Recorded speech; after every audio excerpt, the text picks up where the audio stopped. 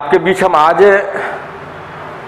पहला chapter class 12 का पहला चैप्टर रिप्रोडक्शन इन ऑर्गेनिजम्स, आप मेरे स्क्रीन के पीछे देख रहे हैं। रिप्रोडक्शन इन ऑर्गेनिजम्स को अभी अभी हमने इसके थ्योरी को पढ़ाया है और थ्योरी के पढ़ाने के बाद इसके प्रीवियस ईयर प्रश्नों को हम हल करेंगे। वैसे प्रीवियस ईयर बोर्ड लेवल नहीं, जो प्रीवियस ईयर प्रश्न नीट में पूछा गया है। मेरे सामने विद्यार्थी भी है, मैं क्लास भी ले रहा हूं और रिकॉर्ड करके यूट्यूब पे भी डालूंगा। अब हमने अभी अभी इस चैप्टर को पूरा खत्म किया है इंग्लिश मीडियम में और हमारा सारा क्वेश्चन भी हम लेंगे अंग्रेजी मीडियम में। पहला क्वेश्चन हम देखते हैं यहाँ पे, nothing leaves for ever but life continuous, what does it mean. अब इसका मतलब हम लोग समझेंगे कि जीवन लगातार नहीं है, लेकिन कोई भी जीव जो है लगातार जीवित नहीं रह सकता है, लेकिन जीवन उसका कंटिन्यूअस है। व्हाट डज इट मीन, इसका मतलब क्या है।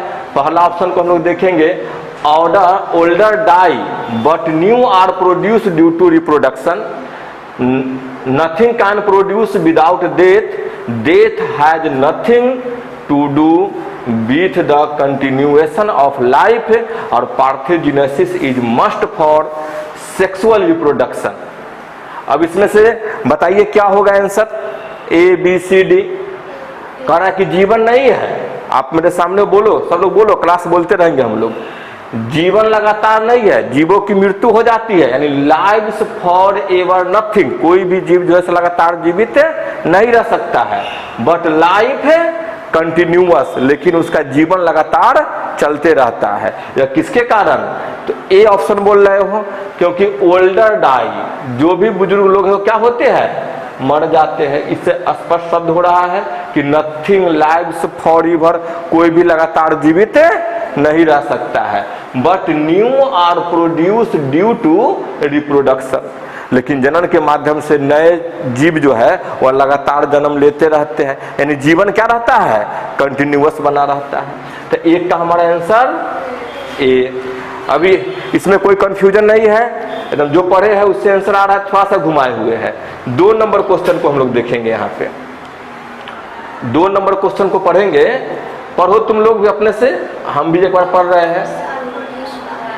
ऑफसेट्स आर प्रोड्यूस्ड बाई, हम लोगों ने ऑफसेट देखा था, वेजिटेटिव प्रोपोग्यूल है और वेजिटेटिव प्रोपोग्यूल है, तो ऑफसेट प्रोड्यूस्ड बाई, ऑफसेट का निर्माण होगा कौन से विधि के द्वारा, meiotic division, mitotic division, parthenocarpy या पार्थेनोजेनेसिस। नहीं, माइटोटिक सेल डिवीजन के द्वारा ही ना ऑफसेट का निर्माण होता है। तो आंसर क्या होगा इसमें हमारा, माइटोटिक डिवीजन। सीधा है, किताब से निकला हुआ आंसर हमारा है, जो पढ़े हो उसी में से बन रहा है नीट का क्वेश्चन। ऐसा नहीं है कि नहीं बन रहा है, जो नहीं बनेगा थोड़ा घुमाए हुए होगा उस पर हम लोग बोल देंगे। ये सब क्वेश्चन इजी वे में है। तीसरा प्रश्न पे हम चलते हैं, Which one of the following statement is not correct। अब इसमें से कथन को पढ़ना है, सारे कथन में से कौन सा कथन सही नहीं है, इसको आपको चुनना है। हूबहू एनसीईआरटी के लाइन से उठाकर आपको कथन को दिया गया होगा, इसमें पढ़ेंगे एक एक कथन को। Offspring produce by the asexual reproduction are called clone. कहता है ऑफ स्प्रिंग, संतति का निर्माण अगर एसेक्सुअल रिप्रोडक्शन से होगा तो उसे क्लोन कहते हैं। सही कि गलत, सही है। तो इसमें हमको क्या चुनना है, करेक्ट कि नॉट करेक्ट, नॉट करेक्ट, गलत को चुनना हमारा है। बी में है microscopic motile asexual reproductive structure are called zoospore, यानी जूस्पोर के संबंध में कह रहा है कि जूस्पोर माइक्रोस्कोपिक होता है, मोटाइल होता है और एसेक्सुअल रिप्रोडक्शन की संरचना होती है। सही की गलती, ये भी आंसर नहीं हो पाएगा। तीसरा है in potato, banana and ginger the plantlets arise from the internodes present in the modified stem. अब बताइए कथन सही कि गलत, गलत है, क्योंकि हम बनाना और गिंगर में पढ़े थे कि प्लांटलेट एराइज करता है, इसमें किसके द्वारा वेजिटेटिव प्रोपोग्यूल होता है, राइजोम के द्वारा होता है।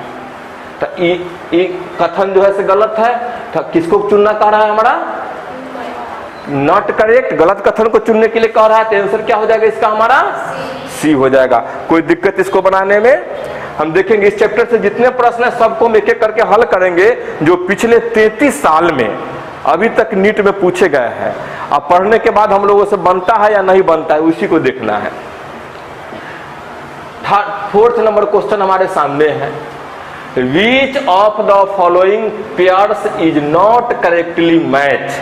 अब ए बी सी डी में पेयर दिया गया, इसमें करेक्टली मैच कौन नहीं है, कौन सही मैच नहीं है? मोड ऑफ रिप्रोडक्शन और एक एग्जाम्पल। कह रहा है कि बाइंडिफिजन सार्गेसम में, कोनिडिया पेनिसिलियम में, ऑफसेट वाटर हाइसिंथ में, राइजोम बनाना में। तो अब देखिए एनसीईआरटी इसमें चैप्टर में पढ़े थे, कोनिडिया में पेनिसिलियम का तस्वीर में दिया हुआ है, ऑफसेट में वाटर हाइसेंट को दिया हुआ है, राइजोम में बनाना को लिखे हुए हैं, तो तीनों तो सही निकले हैं। तो क्या कह रहा है? Not correctly match. तो आंसर क्या हो जाएगा हमारा? ए हो जाएगा। क्लियर है यहां तक?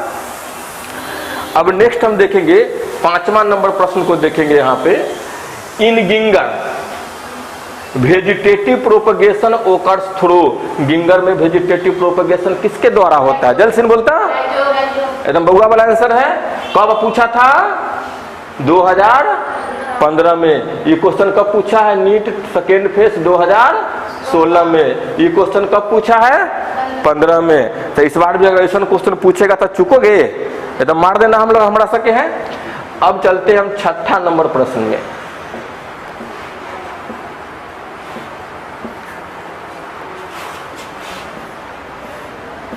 आ जाइए।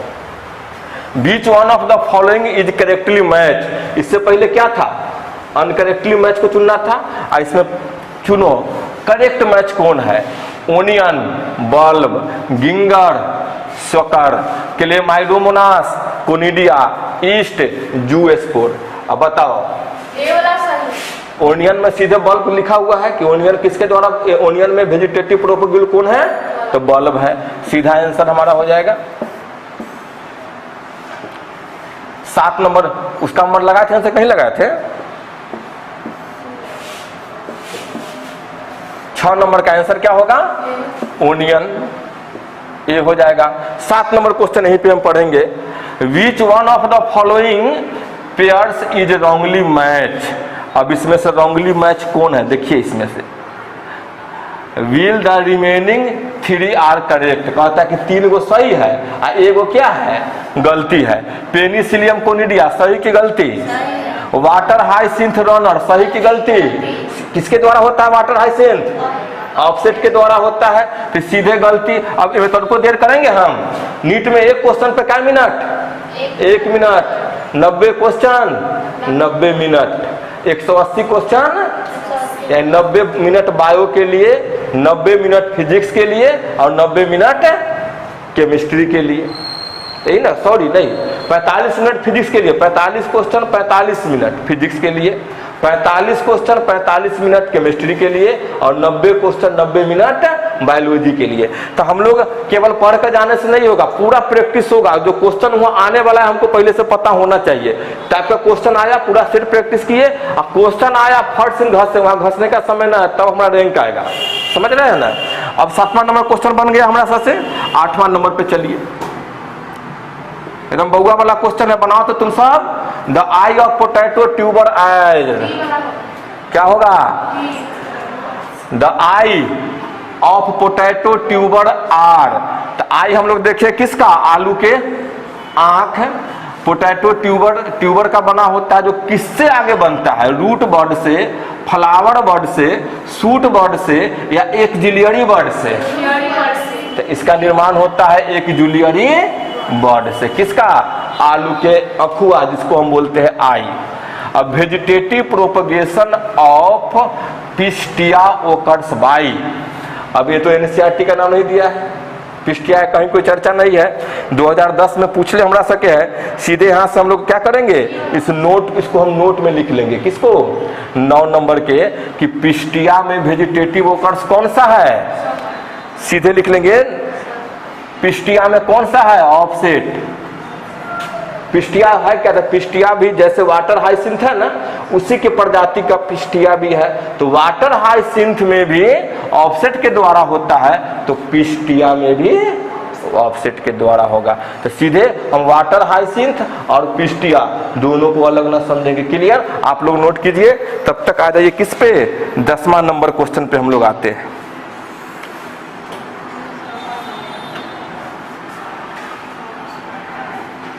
नोट करो, 10वें नंबर क्वेश्चन को देखेंगे।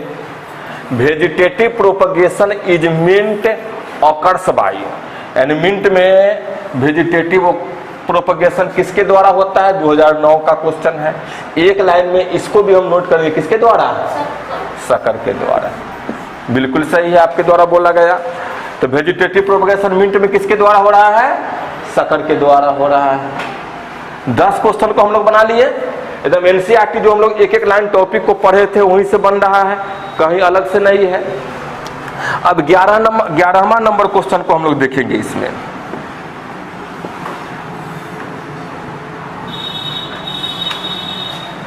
ड्यूरिंग रीजेनरेशन,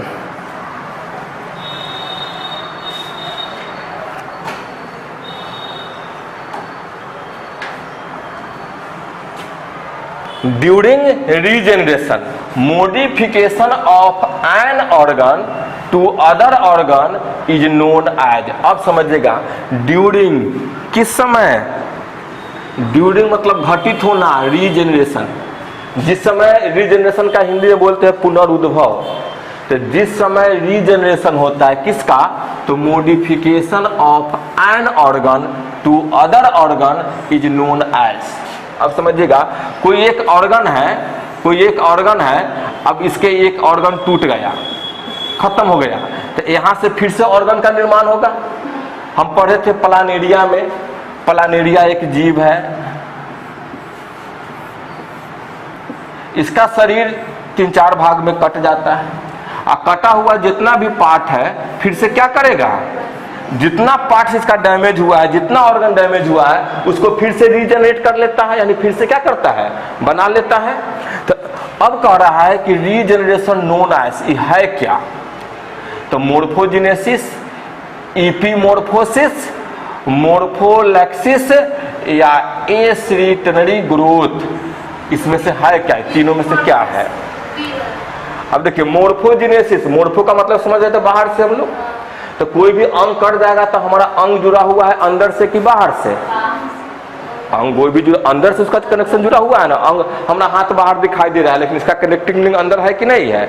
छिपकली को देखते हो, छिपकली का पूंछ टूट जाता है, और टूटने के बाद फिर से उसका रीजनरेशन होता है कि नहीं होता है? तो मोर्फोलॉजिकली टूटता है, लेकिन रीजनरेशन की क्रिया क्या होता है? ईपीमोर्फिस। ईपी मतलब क्या? बाहर, और मोर्फिस मतलब उसका फिर से बन जाना। तो फिर से बाहर का अंग बनने लगता है हमारा, तो यही क्रिया क्या कहलाएगा? इपीमोर्फिस। तो रीजनरेशन जहां भी बढ़ जाएगा, वो मॉडिफिकेशन एक अंग को लॉस होने के बाद उसी अंग को फिर से रीजनरेट कर लेता है, किस क्रिया के द्वारा? इपीमोर्फिस के द्वारा। क्लियर हमारा है? अब 12 नंबर क्वेश्चन को हम लोग पढ़ेंगे, इसमें ज्यादा घस घुस हो गया है। अब 12 नंबर में पढ़िए। Vegetative reproduction is Agave occurs through, वो लेखा बताओ किसके द्वारा? बुलबिल्स के द्वारा। अगेव में किसके द्वारा? एनसीईआरटी नंबर का फोटो बना के बताले है ना, बुलबिल्स का, बुलबिल्स के द्वारा होता है। अब 13 नंबर में आ जाइए। For union between stock and scion in grafting which. अब ग्राफ्टिंग का मतलब हम लोग 11th के चैप्टर में पढ़े थे कि 2 प्लांट है, प्लांट ए और ये प्लांट बी। अब इसके एक तना को काट के इस पे जोड़ देना है, इसके तना को काट के इस पे जोड़ देना है, और इसके तना को काट के इस पे जोड़ देना है। कहानी समझ में आ रहा है? ग्राफ्टिंग पढ़े थे, लाल फूल और उजला फूल, 2 फूल का है, तो हमको एक ऐसा पौधा बनाना है। अब जो ये मान लिया जाए कि रेड फूल वाले, इनके अनुवांशिक इकाई जो है लाल फूल, तो इसके हर एक टहनी पर, हर एक शाखा पे लाल फूल ही जन्म लेगा। लेकिन हम ग्राफ्टिंग कर देंगे, ग्राफ्टिंग विधि से, किसी तना पे येलो, तो किसी तना पे रेड, तो किसी तना पे व्हाइट फ्लावर को हम आर्टिफिशियल कल्टिव यानी कृत्रिम कृषि के तहत बना सकते हैं। तो वह विधि क्या कहलाता है? ग्राफ्टिंग कहलाता है। अब उसी ग्राफ्टिंग से, अब इस चैप्टर का क्वेश्चन नहीं है, चैप्टर इसके पिछले का है, लेकिन इसी से पूछा है कि for union between stock and scion is the grafting which. Stock और साइकन को जोड़ा जाता है, ग्राफ्टिंग किया जाता है, किसके किसके बीच? तो जोड़ते हैं तब क्या घटना घटती है? तो पहला है फॉर्मेशन ऑफ कैलस, दूसरा है प्रोडक्शन ऑफ प्लाज्मोडेस्माटा, तीसरा है differentiation of new vascular tissue, और चौथा है regeneration of cortex and epidermis. अब बताइए, इस जगह पे जोड़ दिए हम दोनों को, ग्राफ्टिंग कर दिए, तो इस जगह से क्या उत्पन्न होगा? वहां पे कैलस बनेगा। हम लोग पढ़े थे कैलस से नए पौधे का निर्माण होता है। तो सीधे साइकन और स्टॉक को ग्राफ्टिंग किया जाता है, तो उसके बाद जो बनने वाली रचना होती है उसको क्या कहते हैं? कैलस कहते हैं। आंसर क्या हो जाएगा? ग्राफ्टिंग किया जाता है तो उसके बाद जो बनने वाली रचना होती है उसको क्या कहते हैं? कैलस कहते हैं। आंसर क्या हो जाएगा हमारा? 13 के ए, कैलस।